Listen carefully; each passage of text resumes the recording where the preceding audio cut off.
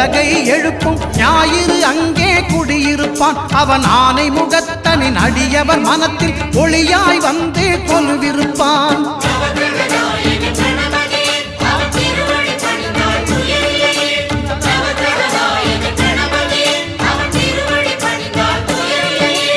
ஒன்பது கோளும் ஒன்றாய் காண அங்கு கற்பகம் என்னும் கடவுளின் மெய்யில்